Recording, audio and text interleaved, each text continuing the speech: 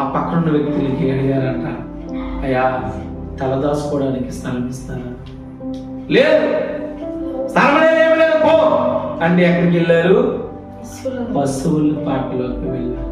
చూసారు ఎంత తగ్గింపు, ఎంత దీనస్థితి. సాక్రిఫైస్ ఎవరి కోసం సాక్రిఫైస్ చేశాడండి తండ్రి? మానవాళి కొరకు సాక్రిఫైస్ చేశాడు.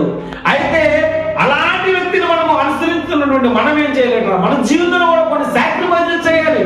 ఆ సాక్రిఫైజులు ఏమంటే, నీ రక్త సంబంధీలు కనబడితే నీ మొక్కం తిప్పుకోవద్దు, ఆహారం లేని వాడు కనబడితే ఆహారం ఇవ్వాలి, నువ్వు లేదు పో అనకూడదు, వస్త్రం లేని వాడు కనబడితే వాడికి వస్త్రం ఇవ్వాలి, సత్క్రియలు చేయాలి, దిక్కుమాలైనటువంటి విధవరాలు కనబడినప్పుడు వారికి సహాయం చేయాలి, హెల్ప్ చేయాలని యేసు ప్రభు వారు మనకి బోధించారు. సత్క్రియలు చేస్తున్నావా?